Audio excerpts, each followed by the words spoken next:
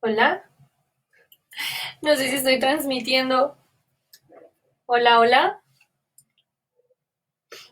Ok, este es el intento número 2 del día de hoy, pero creo que sí se está transmitiendo. Entonces, pues vamos a ver si lo podemos ver. Déjenme nada más verificar si sí lo podemos ver, ¿vale?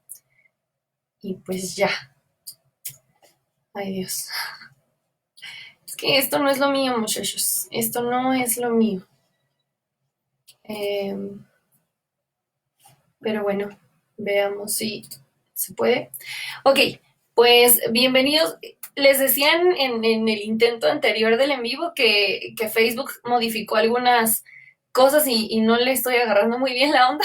De por sí nunca he sido como buena en esto y me lo está complicando un poquito más. No sé ahorita si hay personas o no hay personas viendo.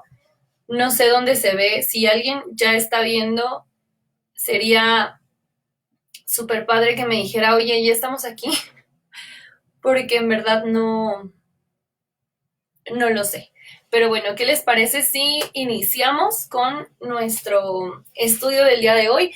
Estamos viendo el estudio de la carta a los Colosenses que escribió Pablo, como les decía, aproximadamente en el año 62 después de Cristo. Esta carta se divide en 4 partes, que es introducción y acción de gracias, sección doctrinal, exhortaciones prácticas y salutaciones finales o saludos finales. Y el día de hoy, la vez pasada, hablamos del ministerio de Pablo con los gentiles, hacia los gentiles, y abarcó del capítulo 1, versículo 24, hasta el capítulo 2, versículo 7. Entonces, hoy vamos a continuar con el versículo 2, pero del capítulo 2, versículo 8, hasta el capítulo 3, versículo 4. Como les dije hace 8 días, iba a estar medio larguito el estudio, pero pues espero contar con su paciencia para el estudio de hoy. Sigo sin ver, la verdad, si hay alguien conectado, si alguien me puede decir cómo me fijo con estas nuevas modalidades, se los agradecería muchísimo, pero si no, pues vamos a darle. Bueno, para continuar vamos a iniciar con una oración para que sea el Espíritu Santo quien nos guíe, quien nos ayude y quien nos permita seguir realizando este estudio, ¿vale? Entonces vamos a hablar. Dios, te damos muchas gracias, Señor, porque nos permites estar en esta hora reunidos nuevamente, Señor, en este miércoles 8 de abril. Gracias, Señor, porque hasta hoy tú nos has guardado, tú nos has tenido, Señor, presentes, porque tú nos conoces.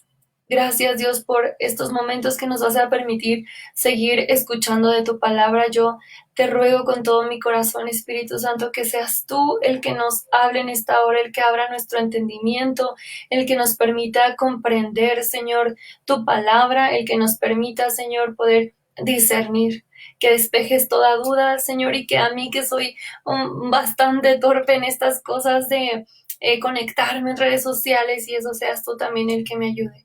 Pero yo te pido, Padre, que hoy nos hables con tu palabra, porque tú siempre tienes algo que decirnos, siempre tienes algo que enseñarnos. Abre nuestro entendimiento, Señor, que nosotros a través de esta carta que Pablo escribió hace muchísimos años a los Colosas, es algo que nos sigue hablando hasta el día de hoy, en este año, Señor, en este 2020. Te pido, Dios, que pongas en nosotros oídos atentos, un corazón dispuesto a escuchar y no solo para ser oidor, sino hacedores de tu palabra, Señor. En el nombre de Cristo Jesús iniciamos nuestro estudio del día de hoy. Amén. Muy bien. Bueno, pues vamos a iniciar con nuestro estudio del día de hoy. En la clase pasada, o bueno, el estudio pasado de la semana pasada, hablábamos del ministerio de Pablo a los gentiles. Como no sé si hay gente viendo o no, normalmente siempre les pregunto, pero pues hoy no voy a preguntar porque no veo a nadie. O sea, no me doy cuenta si hay alguien conectado o no. Entonces, hablábamos de quiénes son los gentiles. Si tú estás en este momento viendo o en otro momento viendo, puedes escribirme en los comentarios quiénes son los gentiles. Se los diría, pero ya lo vimos en el video anterior. Entonces, me lo pueden dejar en los comentarios quiénes son los gentiles. Y bueno, el día de hoy vamos a hablar acerca de la plenitud de vida en Cristo Jesús. Y así se titula esta porción que vamos a analizar el día de hoy, plenitud de vida en Cristo. Pablo les está escribiendo a los Colosas y les está diciendo que solamente hay plenitud en Cristo Jesús. ¿Y qué significa la palabra plenitud? La palabra plenitud significa aquello que es o ha sido llenado. Aquello que llena algo o con lo que se llena algo. También significa abundancia, plena restauración y cumplimiento. Entonces, si nosotros entendemos esto que dice plenitud de vida en Cristo Jesús, cuando dice aquello que es o ha sido llenado, es porque, como lo vamos a ver en un momento, en Cristo habita la plenitud de la deidad. Él es Dios. Y también dice aquello que llena algo con lo que se llena algo. También Cristo nos llena a nosotros como sus hijos. En Él tenemos abundancia, tenemos plena restauración y Él es el cumplimiento de la palabra. Entonces, el versículo 8 dice así: mirad que nadie os engañe por medio de filosofías y huecas sutilezas según las tradiciones de los hombres, conforme a los rudimentos del mundo y no según Cristo. Recordemos que la ciudad de Colosas estaba siendo bombardeada de muchas ideologías, de muchas doctrinas falsas, con maestros falsos, y lo que Pablo les está diciendo aquí: mirad, presta atención. Fíjate bien, que nadie te engañe, que nadie te haga caer en el error. Filosofía significa filos, que ama, sofía, sabiduría. Entonces lo que le está diciendo, no está mal que ames la sabiduría, lo que está mal es que te enfoques a sabidurías que no provienen de mí, porque Dios es el sabio de sabios, en Él habita la profundidad de la sabiduría. Entonces lo que les está diciendo Pablo es, presten atención a la verdadera, a la fuente de sabiduría que es Dios mismo, y no a cosas que no tienen nada que ver. A huecas sutilezas. Sutilezas en esta porción de la palabra significa engaño, error o engañoso. Entonces Pablo les está diciendo, no caigan en el error, no caigan en el engaño. Pero aparte, estas huecas sutilezas y estas filosofías eran según las tradiciones de hombres. No era algo que había sido estipulado por Dios, era algo inventado, ideado por los mismos hombres, tradiciones hechas de ellos, conforme a los rudimentos del mundo. Esta palabra rudimentos me llamó mucho la atención desde la primera vez que la leí. Y fíjense lo que significa. Rudimentos significa presunto de la base de, ordenadamente en arreglo, constituyente en serie. Y para que nos quede un poquito más claro, porque luego de repente uno no entiende mucho, o bueno, yo no entiendo mucho, significa nociones básicas. Lo que le está diciendo Pablo a los Colosas es, no te conformes con las nociones básicas de este mundo, con lo que es básico de este mundo pasajero. No te quedes en la base de este mundo, porque esta base es pasajera, no tiene un fundamento firme. Y entonces les dice, no se vayan tras esas cosas, no se conformen con eso, sino tengan una vida plena en Cristo Jesús. Y dice el versículo 9, porque en Él habita corporalmente toda la plenitud de la deidad. ¿En quién? En Cristo Jesús. Entonces, Pablo está confrontando a los propagadores del error. Los está confrontando y aún a los que eran convertidos, algunos de los judíos que eran convertidos, pero seguían atados a la ley de los ancianos. Esto me recuerda mucho cuando Jesús en algún momento expresa, yo no vine a abrogar la ley, yo vine a cumplirla. El problema era que mucha gente creía que la ley de los ancianos era igual de importante o más importante que la ley de Moisés, es decir, la ley dada por Dios mismo. Y esas leyes de los ancianos o la ley de los ancianos lo tomaban como si fuera lo más importante, y eran cosas que eran humanas, requisitos humanos, que muchas veces Dios no había estipulado, porque Él estipuló en la ley mosaica. Entonces Jesús estaba confrontándolos, haciéndolos salir de ese error en el que se encontraban, y Pablo les está diciendo lo mismo. Y aquí Pablo dice y declara, en Cristo habita la plenitud de la deidad. Cristo es la plenitud. Y si recuerdan en capítulos anteriores, en el capítulo 1, versículo 15, nos dice que Jesús es la imagen del Dios invisible. Jesús es la imagen del Dios invisible, lo que no podíamos ver, que decíamos, híjole, porque Dios es espíritu. Jesús cobra esa imagen del Dios invisible. En Él habita la plenitud de la deidad. Él es la plenitud. Él es Dios. Y dice el versículo 10. Y vosotros estáis completos en Él, que es la cabeza de todo principado y potestad. Lo que les está diciendo Pablo a los colosenses y nos está diciendo a nosotros la palabra de Dios en este momento es, Cristo es todo lo que necesitamos. Tú y yo estamos completos en Él. En Él estamos completos porque Él es la vida, Él es la plenitud. Y cuando veíamos qué significa plenitud, decía aquello que llena algo o con lo que se llena algo. Nosotros somos llenos del Espíritu Santo, que es Dios mismo.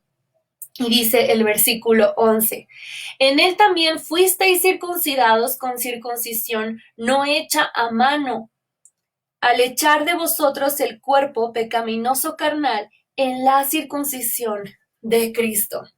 La palabra circuncisión literalmente significa cortar alrededor. Es lo que significa circuncisión, cortar alrededor. Y la circuncisión es una operación quirúrgica en donde se elimina el prepucio. ¿Qué es el prepucio?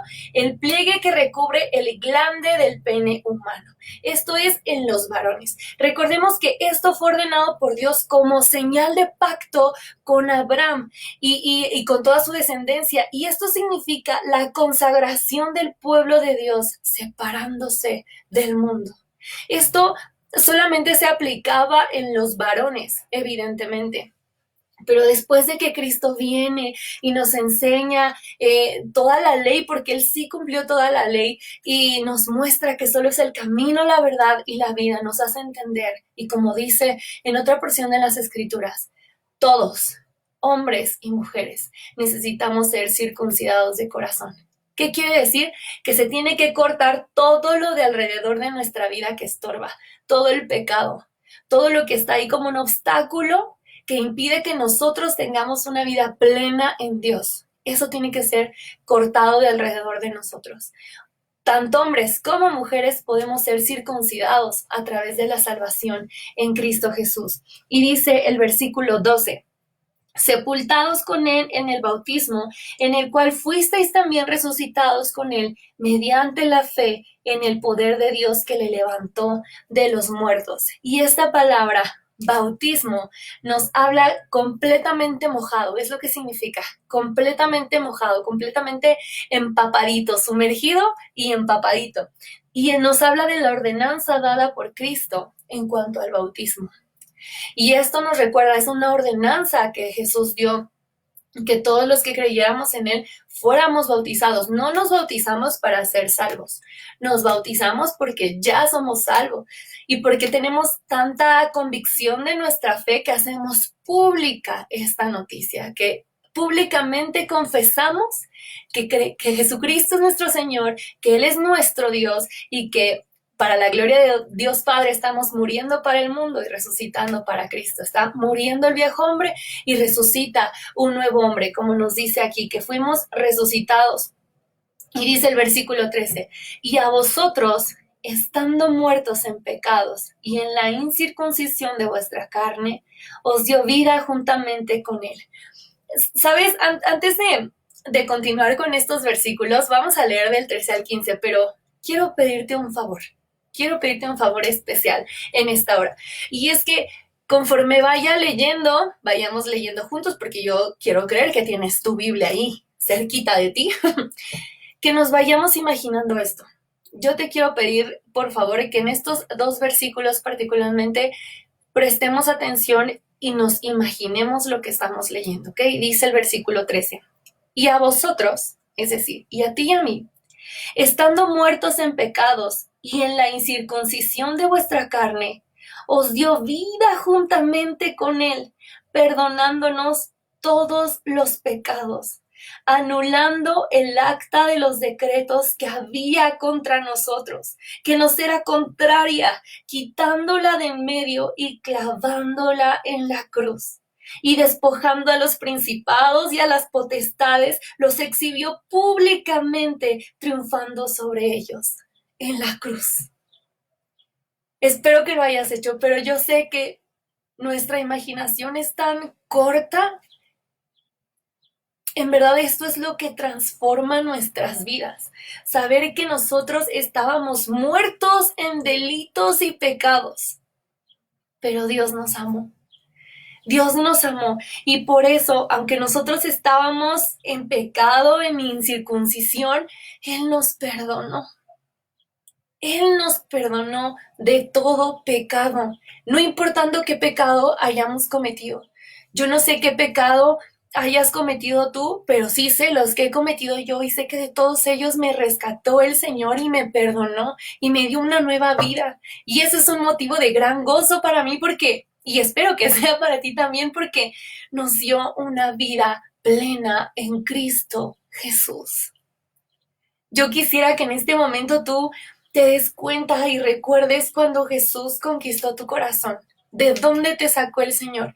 A lo mejor tú me dices, bueno, yo nunca sufrí de un pecado como drogadicción o no sé, pero a lo mejor eras indiferente. Ibas a la iglesia nomás porque te llevaban tus papás, pero no existía una convicción en ti hasta que un día el Espíritu Santo te convenció de pecado y caíste rendido ante sus pies.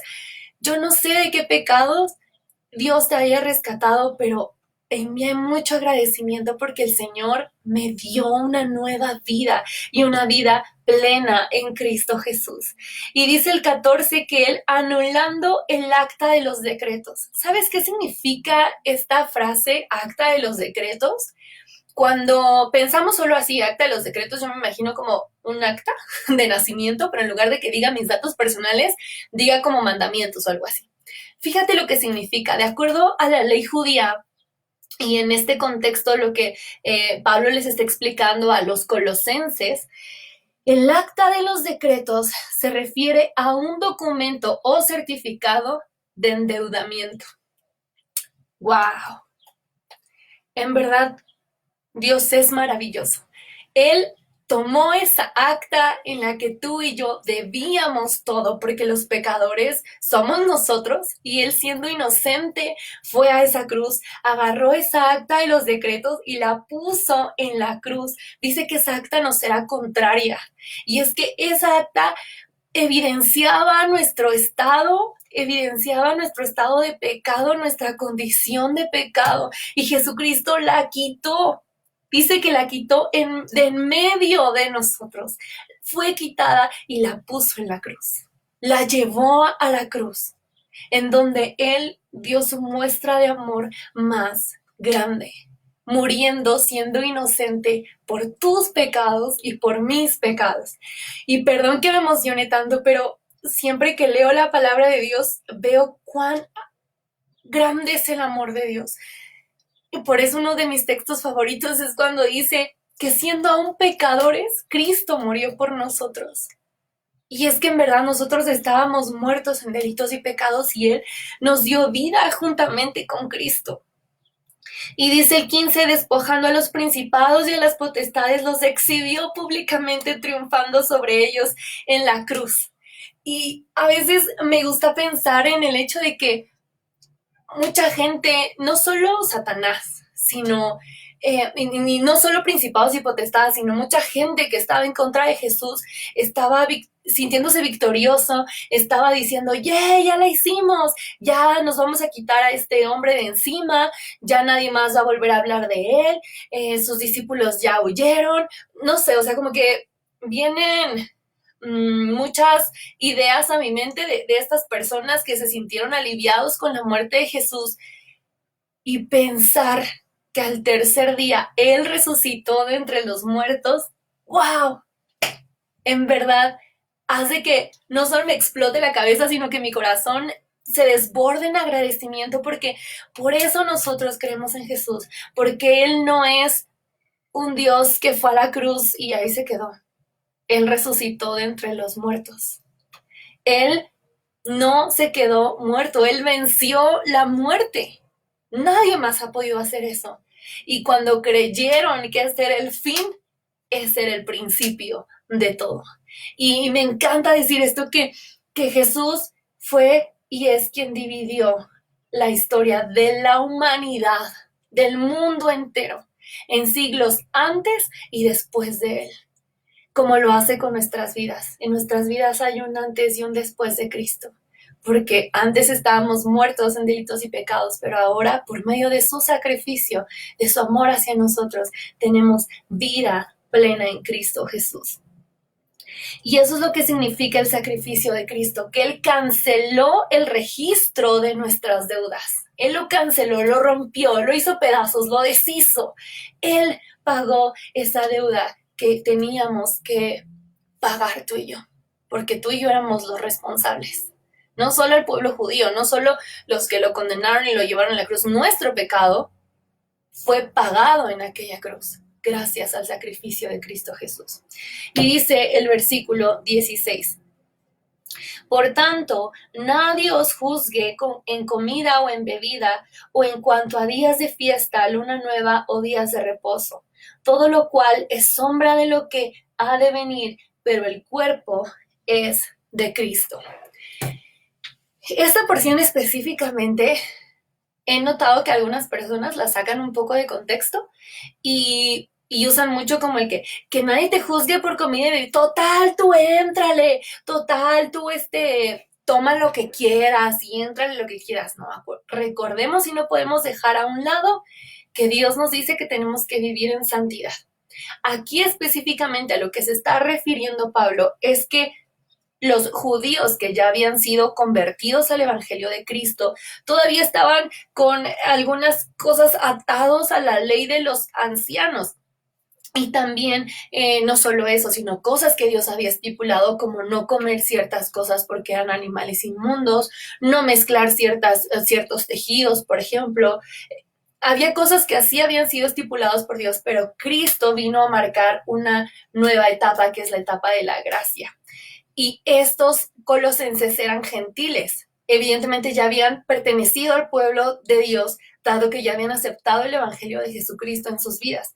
Pero ellos estaban como en esta onda como de que a quién le hacemos caso, que sí, que no. Y nos está hablando de judíos que eran legalistas. Entre los judíos que habían aceptado el Evangelio de Cristo aún existía bastante legalismo. Y aquí sí no era solo de la ley de los ancianos, era de la misma ley que Dios había estipulado, pero Pablo marca una diferencia y les dice, a ver, no los vamos a obligar, y esto no viene en esta carta, viene en otra porción de la Biblia, y dice, no los vamos a obligar a tener las tradiciones que nosotros tenemos. Denles chance, espérense tantito.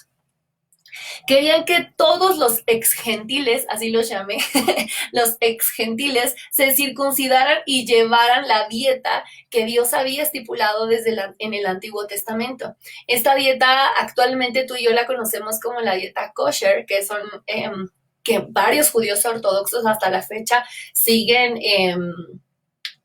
llevando estrictamente, siendo muy disciplinados con eso. Entonces ellos querían también que se circuncidaran, o sea, no solo de corazón, como estaba hablando Pablo, sino que fuera de manera física, que fuera de manera literal, tal como lo había hecho Dios con el pacto con Abraham. En ese pacto que le dijo a Abraham, tienes que circuncidarte tú y tu descendencia. Entonces querían que hicieran todas esas cosas, que llevaran esa dieta kosher, y Pablo les dice, a ver, espérense, no, ustedes coman y beban ordenadamente, todo en orden, todo en control, pero no se sientan obligados a cumplir con esas cosas, ¿no? Y dice, al final, todo eso del cuerpo se va a quedar aquí, lo que importa es lo que ustedes llevan adentro. Y Pablo les explica que esas reglas no son espirituales, pero que no significa que no deben vivir en santidad.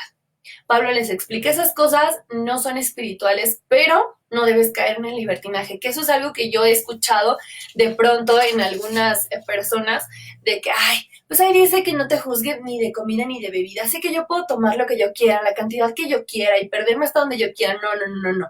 Recordemos que la Biblia nos insta a vivir en santidad porque nuestro Padre es santo. No les puedo preguntar si tienen alguna duda hasta ahí porque no puedo ver comentarios ni nada. De verdad, no puedo ver absolutamente nada, pero pues espero que no haya dudas. Si no, me las dejan en los comentarios y lo vamos contestando ya que hayamos terminado este live. Dice el versículo 18.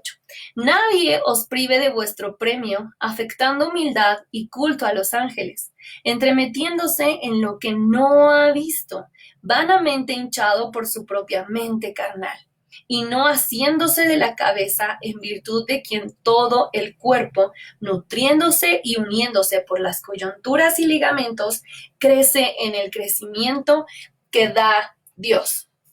Y fíjense, de pronto esta versión, no sé si a ustedes les pasa, pero luego no se entiende muy bien, nos decimos, ¿qué dijo? Y lo que básicamente Pablo está diciendo, Dios a través de Pablo les está diciendo, recordemos que es el Espíritu Santo quien inspiró a todos estos autores, dice que no debemos dejar que nadie nos engañe con su falsa humildad y su culto a los ángeles, quienes alardean de lo que no han visto. Pero hagamos una pausa. Hablemos primero de lo que es la falsa humildad. Y eso lo vamos a ir hablando en otros versículos adelante. Pero aquí específicamente Pablo le dice, no te dejes engañar. Ten cuidado de los que fingen una humildad, porque muchos les pueden creer, porque muchos pueden caer en el engaño, pero tú no. Por eso el versículo 8 dice, mirad que nadie os engañe, mirad, prestar atención, está atento, presta atención.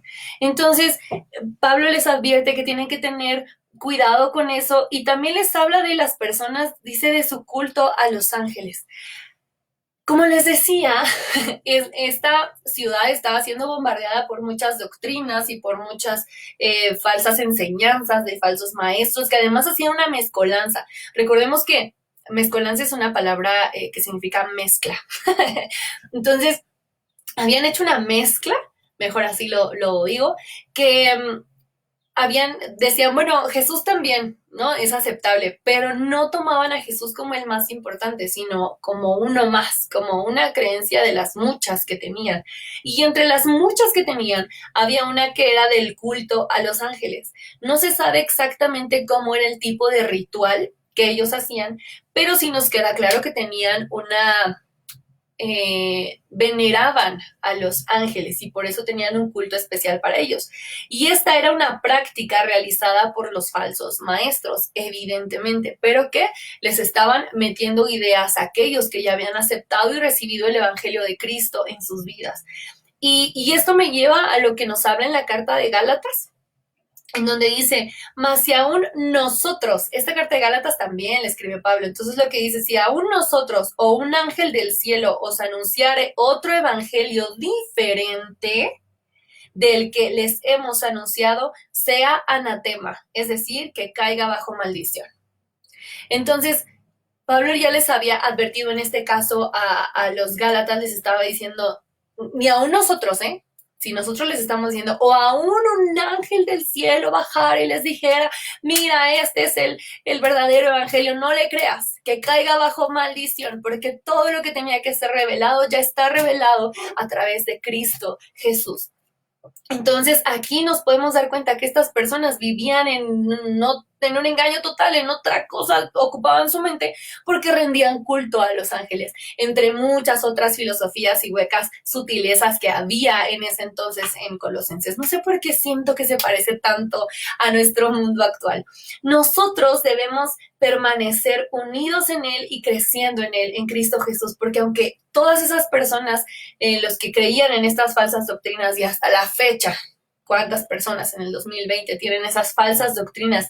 Niegan a Cristo como autoridad suprema, dice el versículo 19, que no haciéndose de la cabeza, es decir, no reconocen a Jesús como la cabeza en virtud de quien todo el cuerpo, nutriéndose y uniéndose por las coyunturas y ligamentos. ¿Qué nos dice esto? Que tú y yo tenemos que estar unidos, creciendo en el conocimiento que da Dios.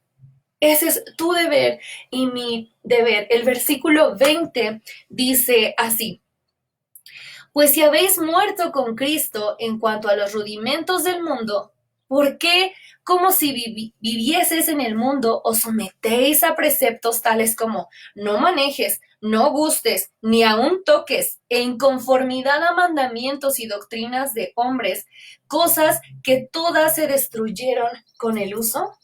Estas reglas que nos está hablando del versículo 20 al 22 son reglas estipuladas por hombres, no reglas estipuladas por Dios. Es decir, eran leyes humanas, doctrinas humanas inventadas por hombres, no dadas por Dios. Entonces Pablo les está advirtiendo, les está diciendo, por favor, presten atención, por favor, no caigan en el engaño. Si de todas esas cosas ya lo rescató el Señor, que tienen que seguir creyendo en eso.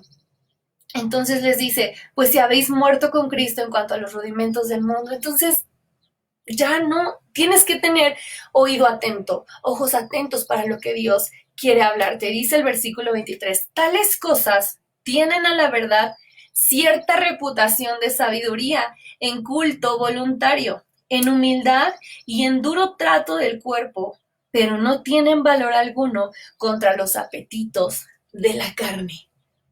¡Wow! En verdad, wow, lo que estaba diciendo Pablo es que sí, no te dejes engañar por todas esas cosas que te están diciendo, pero esas cosas que les estaban diciendo era de que si no hacías eso, entonces como que no vivías en santidad. No sé si me doy a entender. Pablo les dice, no, a ver, ustedes ya son nuevas criaturas por medio de Cristo Jesús. Ya pueden tener una vida plena a través de Cristo Jesús. Y aquí es donde vamos a volver a tocar el tema de la falsa humildad, de la apariencia, porque ¿se puede vivir en apariencia? Sí, pero eso no transforma la vida y el corazón de las personas. Y eso me recuerda mucho a personas que en diferentes lugares del mundo, por diferentes religiones, diferentes sectas y creencias, flagelan su cuerpo, se autocastigan, por así decirlo, como en pago o una penitencia por el error cometido o el pecado cometido. Y eso es algo que no tiene sentido en nosotros como cristianos. ¿Por qué? Porque por algo Jesucristo fue a la cruz y pagó por nuestros pecados. Si yo me estoy autoflagelando y yo me estoy autocastigando, entonces estoy haciendo nulo que Jesucristo fue a la cruz y que agarró esa acta de decretos en donde yo era un deudor y la llevó a la cruz. Yo estoy literalmente diciendo que eso no tiene ningún valor. Y no es así.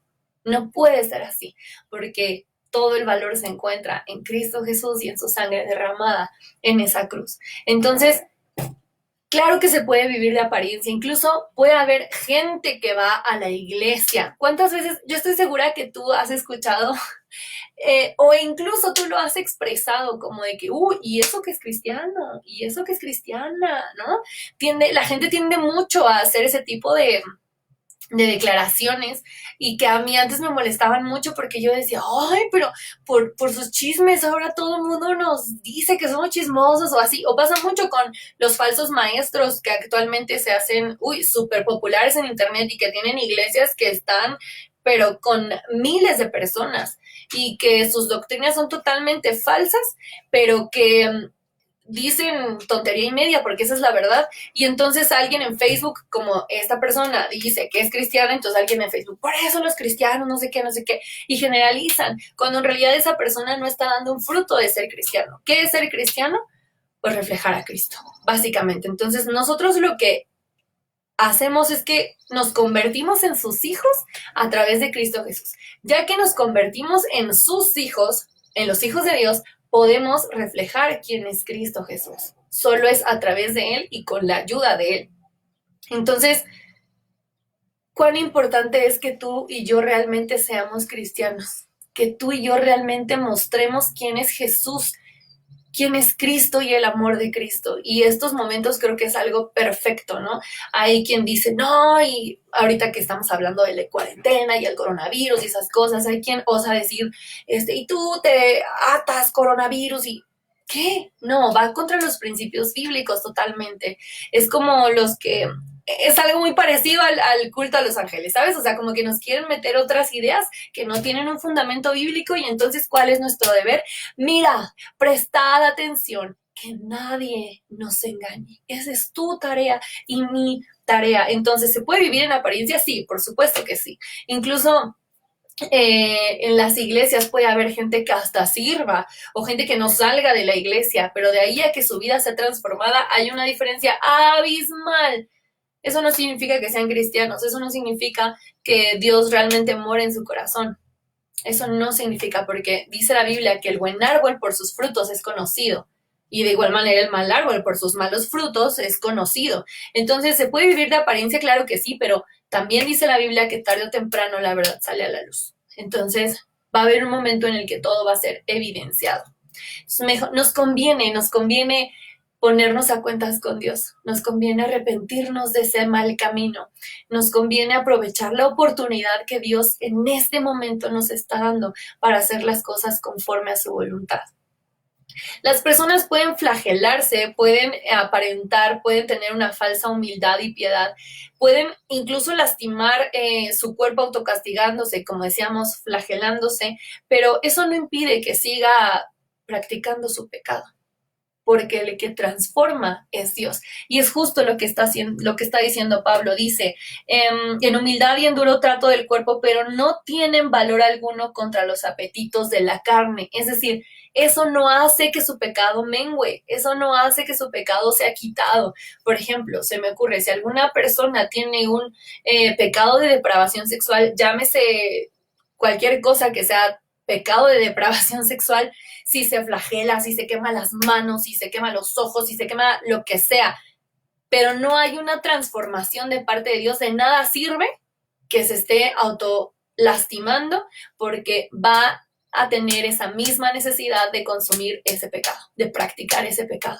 El único que nos puede transformar es Cristo Jesús. Y llámese pecado que sea, pecado del andar de murmurador, de chismoso, de mentiroso, de adúltero, de fornicario, cualquier pecado. Si nosotros no estamos decididos a que Cristo nos transforme, solos no vamos a poder. Así nos lastimemos y nos hagamos un chorro de cosas en el cuerpo. Y ahora sí dice el capítulo 3. Vamos por nuestros últimos 3 versículos. Ay, yo pensé que me iba a tardar más, pero miren, gracias a Dios vamos en buen tiempo. Yo dije, no me voy a llevar 1 hora y media, pero gracias a Dios vamos en buen tiempo. El capítulo 3 dice el versículo 1. Si pues habéis resucitado con Cristo, buscad las cosas de arriba donde está Cristo, sentado a la diestra de Dios. Poned la mira en las cosas de arriba, no en las de la tierra. Aquí Pablo está confrontando a los colosenses. Les está diciendo, si pues habéis resucitado con Cristo, hay como cierto condicionante, no sé si lo alcancen a ver, dice, si ya habéis resucitado en Cristo Jesús, o sea, si ya, si no, pues esto no es para ti. Pero sí, recordemos que esta carta está escrita a la iglesia en Colosas, no está escrita para todo el condado o para todas las personas que habitan ahí, no, está escrita para la iglesia. Por eso también el mensaje es para nosotros como la iglesia de Cristo Jesús. Si nosotros ya somos resucitados con Cristo, entonces, solo entonces, busquemos las cosas de arriba donde está Cristo. Antes de entrar a otro punto, quisiera que nos diéramos cuenta cómo Pablo sitúa en dónde está Cristo.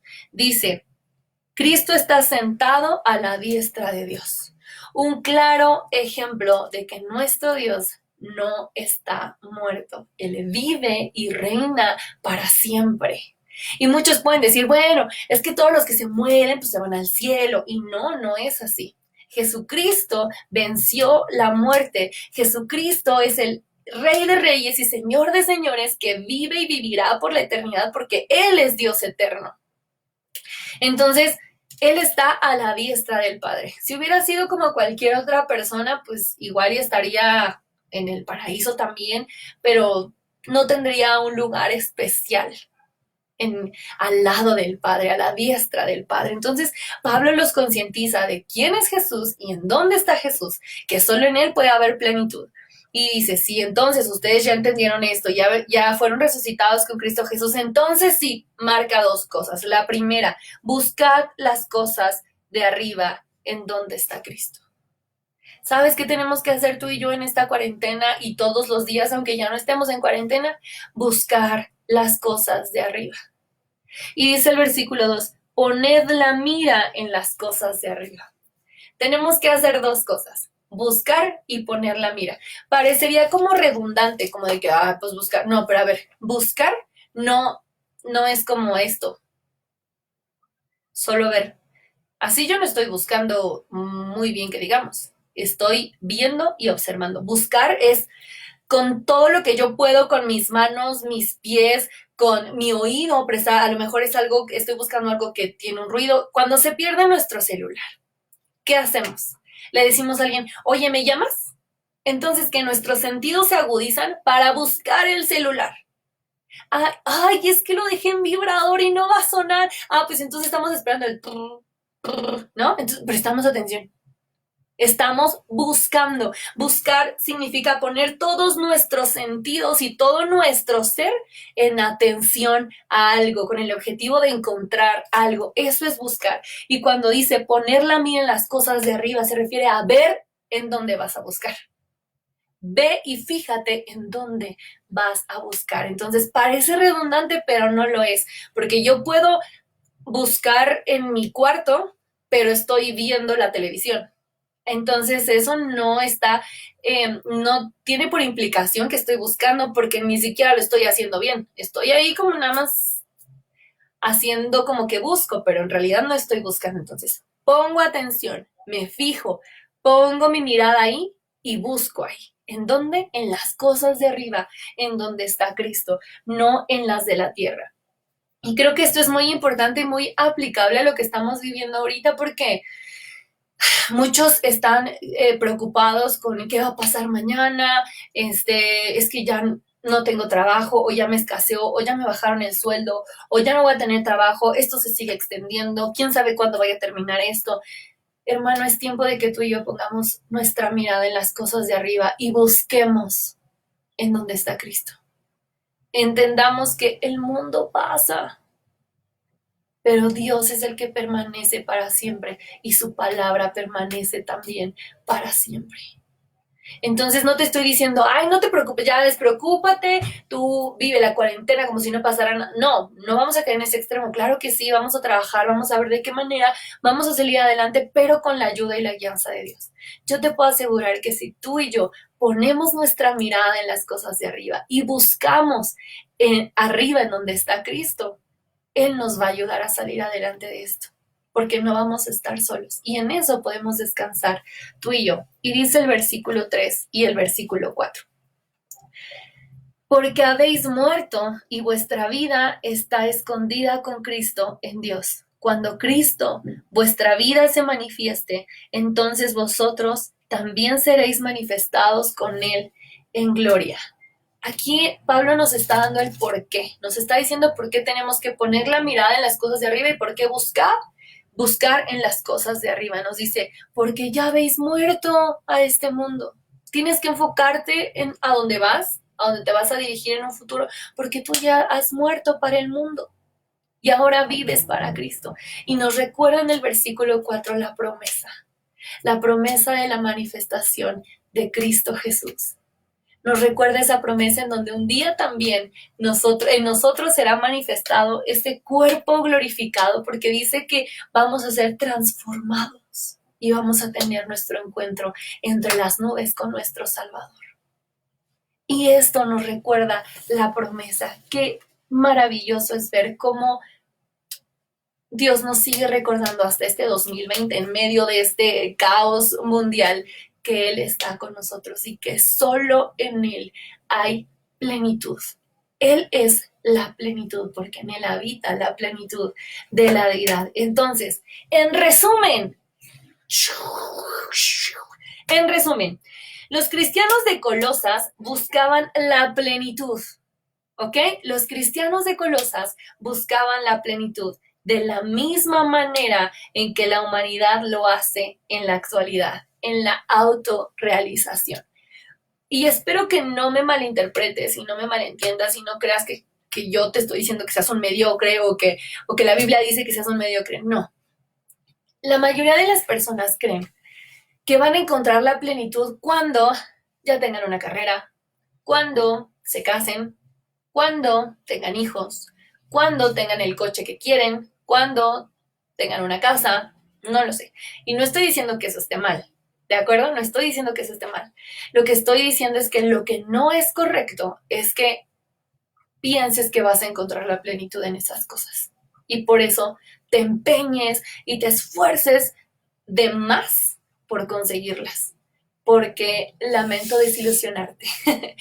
Pero aunque te cases, aunque tengas la casa de tus sueños, el coche de tus sueños, aunque tengas todas esas cosas materiales, nunca vas a encontrar la plenitud, porque la plenitud solo la da Cristo Jesús.